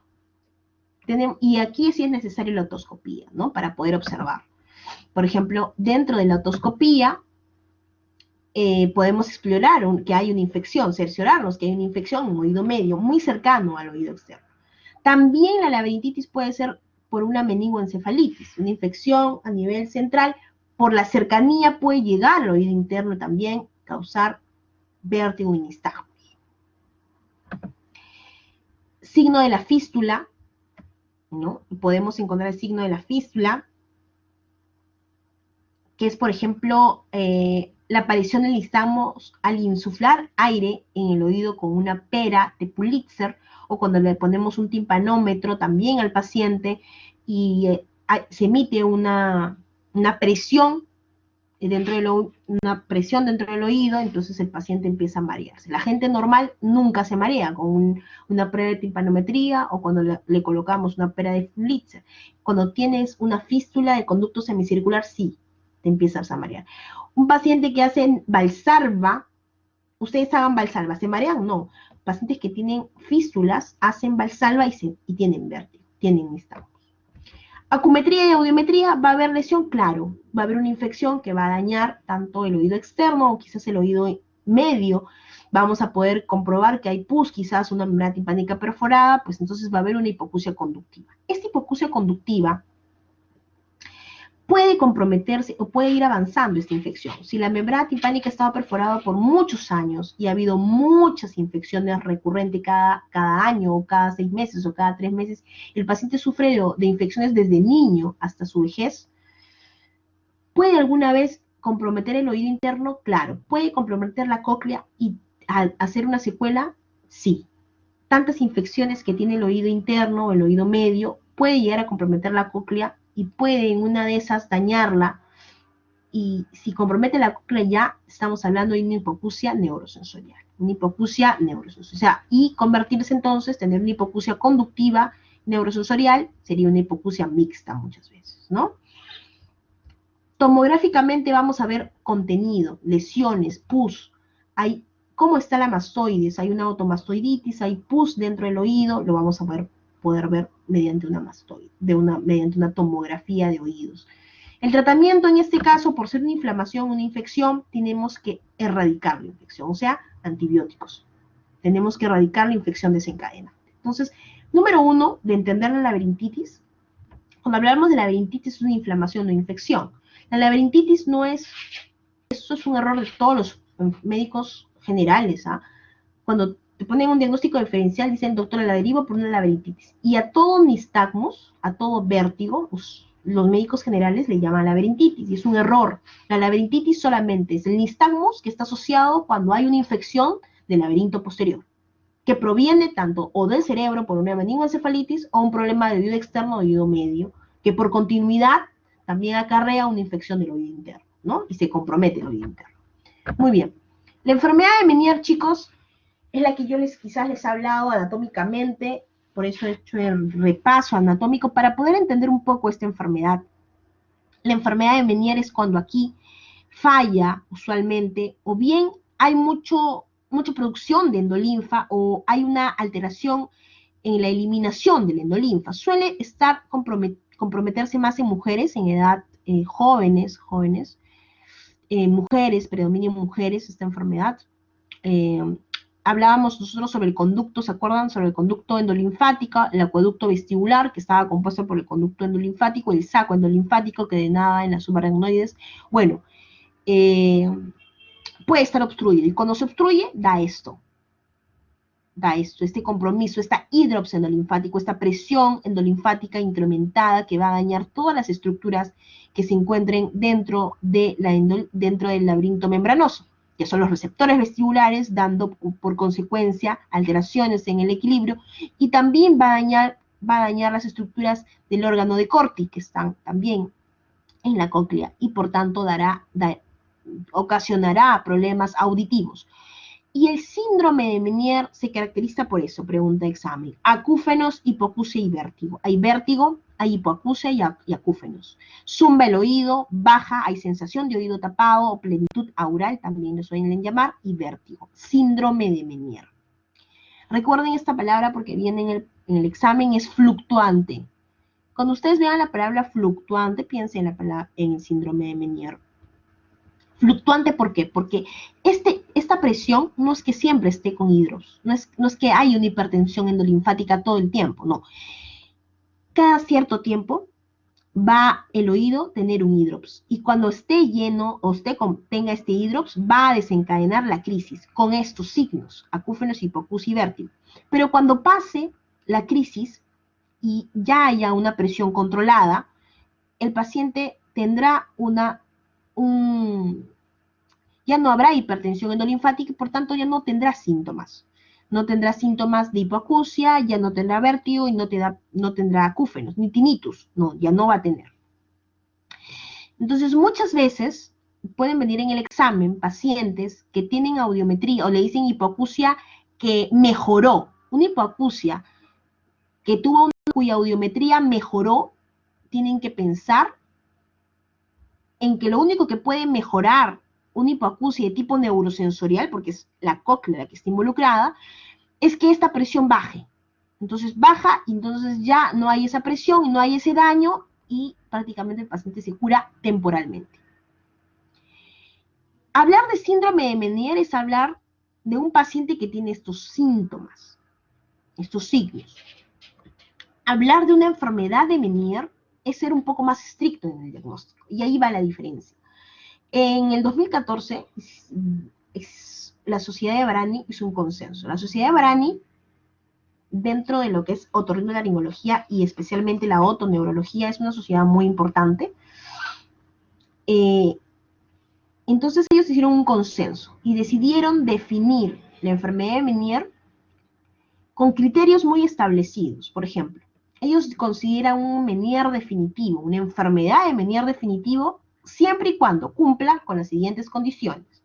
Primero, que tenga 2 o más episodios de vértigo el paciente, ¿ya?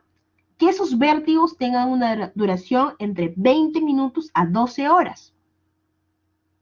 O sea, si no cumple eso, no es. Si tuvo 4 minutos, no es, para ellos no es una enfermedad de Meniere. Tiene que ser la duración del vértigo, del episodio del vértigo en la crisis, debe ser de 20 minutos a 12 horas. Y tiene que haber una audiometría documentada que refleje una baja de las frecuencias graves, ¿no? Una alteración de las frecuencias, una baja en la audiometría de frecuencias graves. Y que que sea de tipo neurosensorial, que sea una hipoacusia de tipo neurosensorial de frecuencias graves. Así tiene que ser la audiometría. Además, tienen que tener síntomas auditivos fluctuantes. Fluctuantes quieren decir que haya pérdida de la audición, acúfenos, plenitud ócula, fluctuantes. O sea, que a veces tengan esos síntomas y luego pasen. Que en ese momento de la crisis tenga la plenitud óptica o la sensación de hipoacusia y luego pasen, fluctuantes.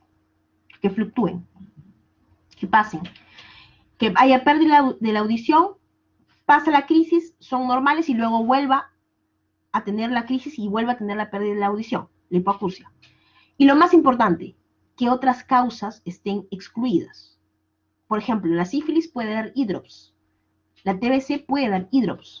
Hay enfermedades que pueden dar hidrops endolinfático, no es la única enfermedad que puede dar hidrops. Pero todas las otras causas deben estar excluidas. Si excluimos otras causas de vértigo, si excluimos tumores y otro tipo de causas de que nos pueda dar hidrops, también otras causas, si excluimos laberintitis, si excluimos ototoxicidad, excluimos cualquier otro daño que me pueda dar vértigo, entonces recién ahí podemos decir que es una enfermedad de Meniere. ¿Ya? Diferente de un síndrome de Meniere. Un paciente viene con esos síntomas, síndrome de Meniere. No será enfermedad de Meniere hasta que tenga los 2 episodios de vértigo con duración de 20 minutos, ¿no? Etcétera. Ya, eso para pregunta de examen. Entonces recuerden, miren, recuerden esta triada, por favor, que viene en el examen. Vértigo, acúfeno e hipoacusia. ¿Cómo está la enfermedad de Meniere? La exploración, bueno, si estamos en la crisis vamos a tener toda la sintomatología. Si exploramos al paciente y no tiene crisis, vamos a encontrar un oído totalmente normal. Por eso es fluctuante. Esa palabra tiene que grabarse en la cabecita porque es recurrente, es fluctuante. Puede darse cada mes, como cada 6 meses, o cada 7 años puede aparecer En la crisis aguda va a haber nistagmos. En la otoscopía va a ser normal porque no va a estar asociado con ningún problema de oído externo o oído medio. Recuerden que el hidrops se va a dar siempre en el oído interno nada más. La acumetría, bueno, siempre va a haber un compromiso de tipo neurosensorial porque el hidrops va a comprometer la cóclea, ¿verdad? Va a haber un compromiso neurosensorial, pero de frecuencias graves. Y ahí va, frecuencias bajas o medias, o sea, frecuencias graves del oído afectado. Audiometría vamos a encontrar una hipoacusia de tipo neurosensorial, ¿no?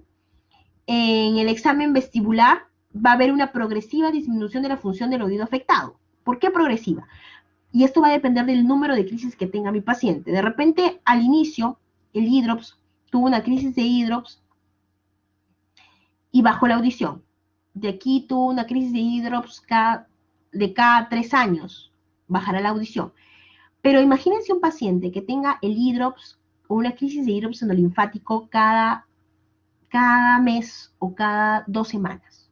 Va a haber una crisis tras otras, y esa constante crisis, ese constante daño a nivel del órgano de corte va a aplastar, va a presionar, va a dañar las células ciliadas, tanto del sistema vestibular como de la cóclea. Entonces, va a llegar un momento en que va a haber un daño acumulado y al final, ya cuando pase la crisis, va a haber una secuela de tantos episodios, ¿no? de hidrops endolinfático que ha tenido. Si estos hidrops, obviamente, si estas crisis son muy frecuentes, va a tener una secuela más rápido. Y puede haber una progresiva disminución de la función del oído. O sea, al final le voy a sacar una audiometría y ya no es que va a retornar a lo normal, de tantas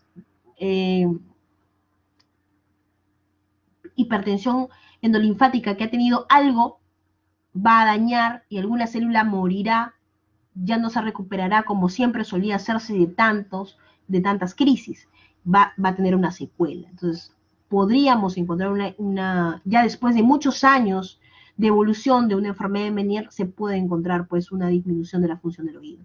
Neurológico va a ser normal. El tratamiento básicamente es diuréticos, 1, 2, betaistina, que es en este caso el de elección, y 3, dieta, ¿no? Restricción de líquidos, una dieta baja en sodio, es importante. Tratamiento quirúrgico, en caso no mejore con tratamiento médico, la mayoría mejora con el tratamiento médico. Tenemos opciones, por ejemplo, si no pudiera controlarse con esto, de infiltraciones de corticoide en el oído medio. También infiltramos gentamicina, que es un vestíbulo tóxico. Tratamientos quirúrgicos, por ejemplo, el drenaje del saco endolinfático, ¿no? Tratar de desobstruir el saco endolinfático.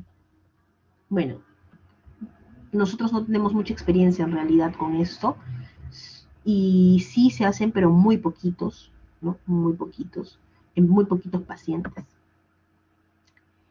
El vértigo posicional paroxístico benigno en realidad es la patología dentro de los vértigos la más frecuente, la que le pueden medir en el examen. Es una de las causas más frecuentes de vértigo. Usualmente se da frecuentemente en ancianos, en personas mayores. Su causa suele ser desconocida, pero también puede ser por un TEC, por ejemplo, un golpe en la cabeza. ¿Qué es lo que pasa en este caso? El paciente viene con una clínica, nos viene diciendo que siente vértigo cada vez que gira la cabeza, o se levanta o se acuesta, o gira la cabeza hacia la derecha o hacia la izquierda. Puede ser posterior a un TEC o espontáneamente. ¿Qué es lo que sucede? ¿Se acuerdan de los otolitos que yo les hablaba de la mácula? Esos cristales de calcio que estaban en el utrículo. Muy bien. Esos cristales de calcio que están en el utrículo a veces se pueden salir y van a viajar por cercanía, se van a meter acá, a los canales semicirculares. Entonces, cada vez que el paciente tenga un movimiento rotacional de la cabeza, gire la cabeza, mueva la cabeza, va a tener vértigo. ¿Por qué? Porque esos cristales que están flotando van a sobreestimular la ampolla, que es el receptor. No solamente van a estimular porque se mueve el líquido, sino que hay una piedrita ahí que va a sobreestimular y el paciente va a tener un vértigo. Entonces, ¿qué hay que hacer en estos pacientes? Hay que llevar estas piedrecitas, estos cristales de carbonato de calcio, hacia el utrículo, regresarlos a su lugar. Nunca va a mejorar con tratamiento médico. Esto mejora solamente con la reposición canalicular, con maniobras de reposición canalicular. Existen dos tipos, ¿ya?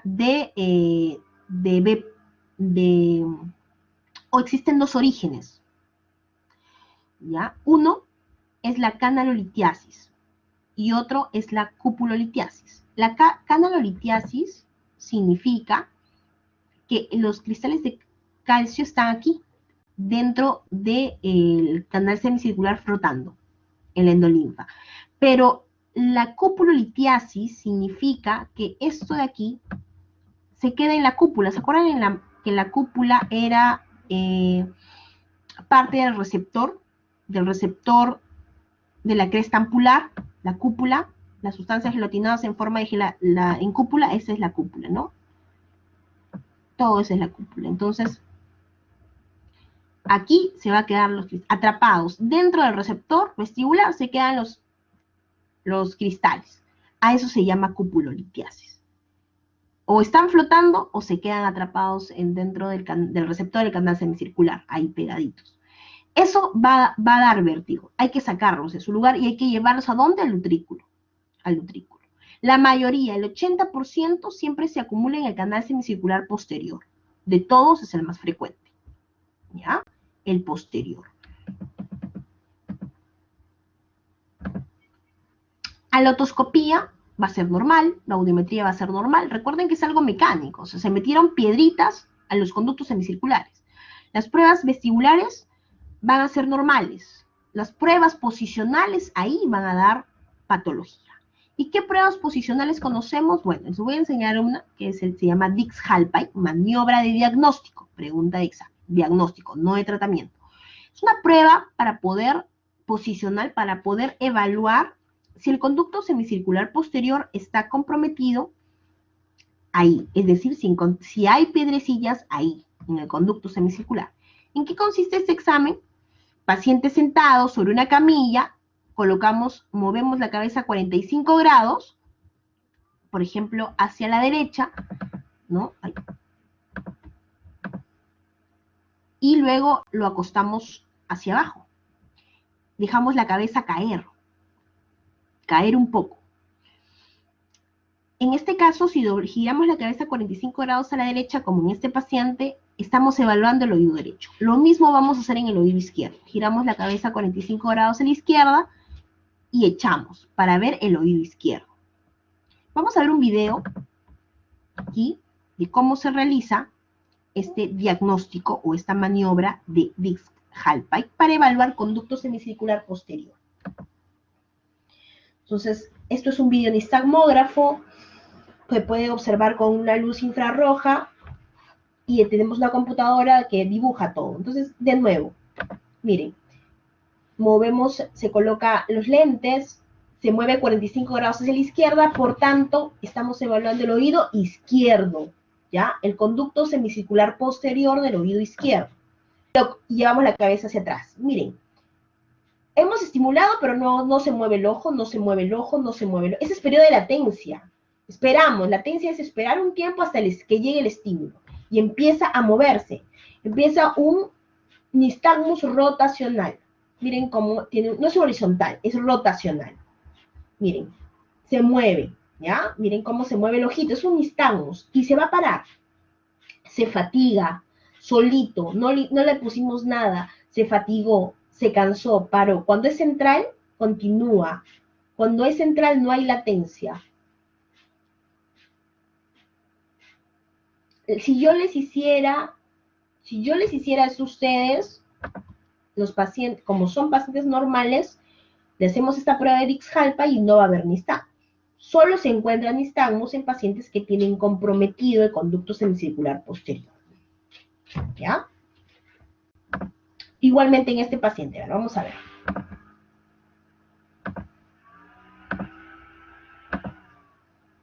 Miren, paciente está ahí y de un momento a otro lo echamos en la camilla hacia el lado derecho. Estamos evaluando el oído derecho, el conducto semicircular del oído derecho. Y miren cómo empieza a moverse los ojitos. Obviamente nosotros no tenemos videonistagmógrafo en el hospital, lo hacemos así. Y vemos los ojitos y ya pasó. Es rápido, es corto. Es un vértigo periférico. El vértigo periférico posicional paroxístico benigno, o el BPPB, es un vértigo corto, de muy corta duración. La clínica del paciente es doctora. Cada vez que muevo la cabeza hacia la derecha o a la izquierda, o cada vez que me levanto o al acostarme, siento un vértigo, siento que todo gira. Dura 4 o 5 segundos nada más y luego pasa. Pero me deja con náuseas y vómitos. Náuseas y vómitos, recordemos que todo el cortejo neurovegetativo siempre está asociado a periférico. Corta duración es periférico. Asociado a movimiento cefálico, no solamente nos indica que es periférico, nos indica que el compromiso es de los canales semicirculares. Si hablamos de canales semicirculares, estamos hablando de BPPV. BPPV. ¿Ya? ¿Cuál es el tratamiento? Es otra maniobra que se llama reposición canalicular de Epley, maniobra de Epley. Entonces, recuerden diferenciar la maniobra de Dix-Hallpike, que es de diagnóstico, con la maniobra de Epley, pregunta de examen. La maniobra de Epley consiste primero en sentar al paciente, nuevamente se sienta, sentamos al paciente y luego lo echamos. La cabeza siempre tiene que estar en forma de llevarla hacia atrás, que caiga en la cabeza, tiene que caer la cabeza hacia atrás. Por eso es que acá tiene una almohadita, para que caiga. Una almohada en los hombros, no en la cabeza, ¿no? Para que tenga una caída en la cabeza. Y luego, obviamente el paciente está girando 45 grados a la izquierda, estamos evaluando el oído izquierdo, y empieza a tener el nistagmus. Una vez que tiene el nistagmus, como lo tiene cuando hacíamos el Dix-Hallpike, luego giramos 90 grados. Lo mismo, pero hacia el lado contralateral, que mire 45 grados a la derecha, en otras palabras. Después de unos minutos, la nariz tiene que mirar el suelo. Y miren, vamos rotando al paciente. Y luego de esto, el paciente se sentará. Solo al hacer esto, hemos hecho que, miren aquí, que los otolitos que se encuentran acá, al ser estas posiciones, lleguen ¿a dónde? Al utrículo al final. Lleguen al utrículo. Caigan. Hemos hecho que avance todo esto y que caigan al final acá. Nuevamente lleguen al utrículo, ¿no? Miren aquí, va avanzando. Aquí va avanzando por aquí. Igualmente acá, va avanzando, ¿no? Y caen nuevamente. Acá empieza, la línea negra empieza y luego tiene que recorrer todo esto. Y lo va a recorrer con cada paso que hemos dicho, hasta sentarlo. Lo sentamos, colocamos la cabeza un poquito hacia atrás y ya caen todo al utrículo. Y luego tenemos que pedirle al paciente que también guarde reposo, que no haga movimientos cefálicos muy intensos, porque se puede volver a salir. ¿Se pegan solos? Sí, se van a pegar solos. Tienen la tendencia a pegarse solos. Neuronitis vestibular. Es una inflamación del nervio vestibular, es básicamente de las fibras vestibulares. Suele ser de origen viral. El antecedente puede ser que una semana antes tuvo infección de vías respiratorias superiores, una rinofaringitis aguda, ¿no? Suele ser un vértigo muy, muy intenso, de aparición brusca, asociado a náuseas y vómitos muy, muy intenso, ¿no? Sin ningún síntoma auditivo, pregunta de examen. Recuerden ustedes que las fibras, ¿se acuerdan las fibras del nervio vestibular que salían del nervio vestibular superior e inferior, que salían de todo el laberinto posterior? Solo esas fibras, esas fibras están dañadas. No están dañadas ningún compromiso del nervio auditivo. Así estén muy cerca. No están comprometidas el nervio auditivo. Solamente ataca exclusivamente las fibras vestibulares. Solo se inflama las fibras vestibulares. Se inflama por un virus. Un virus le gusta. Se queda ahí y ataca ese nervio. Usualmente dura 2 a 3 semanas. Por eso es muy intenso y solemos hospitalizar a esos pacientes para dar el tratamiento médico. El paciente lo discapacita totalmente. No puede ni comer. No puede ni pararse. El ojito se mueve intensamente. ¿Ya? El nistagmus, hay nistagmus espontáneo en fase aguda, otoscopía es normal, en realidad no hay baja en la audición, nuevamente, pregunta examen, en la neuronitis vestibular no hay baja de la audición, el examen neurológico es normal, y en las pruebas vestibulares, claro, va a estar alterado, va a haber una pérdida parcial o completa, generalmente unilateral y generalmente del oído afectado, ¿no? Porque obviamente va a estar afectado el nervio vestibular, entonces la señal no va a llegar bien al cerebro cuando hagamos las pruebas vestibulares. El tratamiento, el reposo y los sedantes vestibulares endovenosos. Hablemos también de la ototoxicidad. Existen medicamentos más vestíbulotóxicos que ototóxicos, ¿no? Usualmente asociados a pacientes que han estado en tratamiento de TBC, usualmente cuando tienen el tratamiento largo, prolongado, más de 6 meses por MDR, usan bastante lo que son los aminoglucósidos. Pacientes que se dializan también tienen muchos problemas de ototoxicidad. ¿Ah? Muy bien. Recuerden también las drogas que son ototóxicas, usualmente qué tipos de antibióticos especial, como les repito, aquí los aminoglucósidos, diuréticos, pero o sea, los antineoplásicos, ¿no? Pero existen más medicamentos ototóxicos, los AINES incluso, miren, ¿no? La que usamos muy frecuentemente, por ejemplo, ¿no? El naproxeno y los derivados de la quina, como la clinina, la cloroquina, lo que hemos usado ahora para el COVID últimamente. Ya hemos tenido bastante baja auditiva también en estos pacientes con las drogas, el uso de drogas ototóxicas. Existen mecanismos, ¿no? Mecanismos por el cual existe la ototoxicidad, se los dejo para que lo lean con detenimiento. Miren una fotografía donde hay muerte celular de estos cilios que les decía. Y vamos a pasar acá ahora a ver lo que es el neurinoma del acústico. El neurinoma del acústico usualmente es unilateral, puede estar en el CAI, se inicia usualmente en el CAI, en conducto auditivo interno, pero puede extenderse intracranealmente, o sea, meterse más al ángulo pontocerebroso y hasta la fosa posterior, llegar hasta la fosa posterior.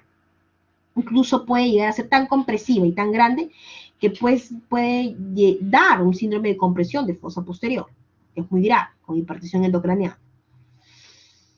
Inicialmente hay acúfenos, posteriormente va creciendo el tumor y va dando hipoacusia de tipo neurosensorial porque ataca el nervio, inestabilidad, sin crisis vertiginosas. ¿Y por qué sin crisis vertiginosas? Porque es un tumor que crece muy lento. Entonces le da tiempo para compensar.